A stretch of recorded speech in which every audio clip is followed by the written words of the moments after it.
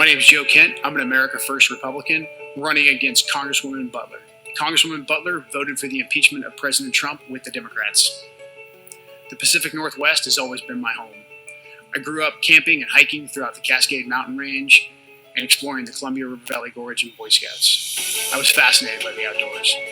Inspired by the Rangers from the famous Black Hawk Down incident in 1993 in Mogadishu, I enlisted in the Army at age 18 and earned my way into Ranger Regiment and eventually Special Forces. When our nation was attacked on 9/11, I was exactly where I wanted to be, defending my country. Throughout 11 combat deployments, I saw the failures of the government establishment, keeping us at war in the Middle East. I became an America First Republican after watching our government lie about regime change wars and ship our economy overseas. In the midst of continual combat, I met and married my soulmate, Shannon Kent, a fellow warrior and special operator. Shannon blessed me with 2 sons and a loving family life. I plan to continue to serve our nation abroad, fighting our enemies overseas, until the 16th of January 2019, when Shannon was killed fighting ISIS in Manbij, Syria. I was devastated. I left my job in the intelligence community and returned home to the Pacific Northwest. But peace wasn't in store for us. Shortly after we returned home, I watched Portland and Seattle devolve into nightly riots and lawlessness. Once beautiful cities destroyed by the left's quest for power. I wanted to do something to stop the downward spiral that our society was heading. In 20 years of fighting on the battlefields and through my wife's death, I know what it's like to be on the receiving end of failed policy. The events of 2020, including the lockdowns, riots, and a presidential election manipulated by a cabal of technocrats and bureaucrats, followed by a sham impeachment that our Congresswoman voted for, made it clear to me that I had to go forward and fight once more. I've never been someone who can ask others to go and fight for me. That's why I'm asking to go fight for you in Congress, just like I did throughout my 11 combat deployments. I view this fight in Congress as a continuation of the oath that I took 23 years ago. I'm here to support and defend the Constitution and to fight for my fellow Americans. The entire time I was fighting overseas, I lived by the motto, if not me, then who? If not when, but now. Send me. Together, we can elect someone to replace Congresswoman Butler who won't betray our values.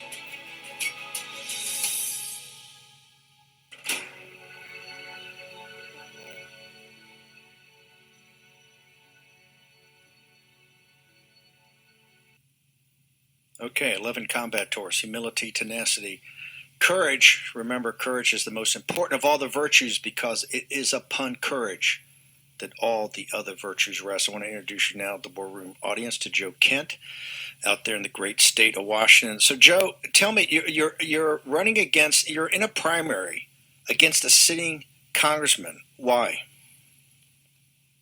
Well, Steve, I'm in this fight because of what happened throughout the last year, the way the lockdowns were shoved down our throats, the way the election of 2020 went, and the entire narrative that the media and big tech have been driving that Joe Biden won an overwhelming victory. And then seeing the way that the Republican establishment, who was supposed to defend us, who was supposed to fight back against all of this, failed to do so. Many of them turned tail and voted with the Democrats for the sham impeachment.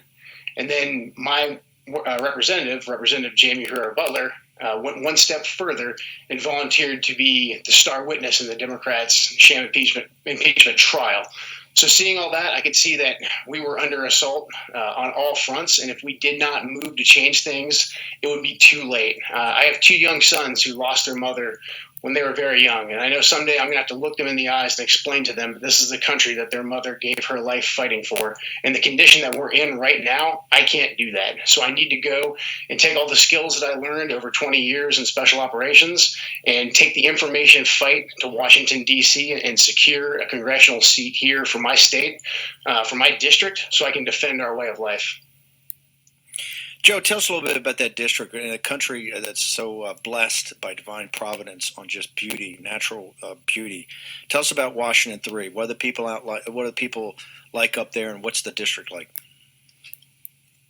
Absolutely. So we are in the heart of timber country. So we are right along the Columbia River Valley Gorge on the Oregon and Washington border. We're on the southern part of Washington. We extend all the way out to the Pacific Ocean. We're the only red district that touches the Pacific Ocean.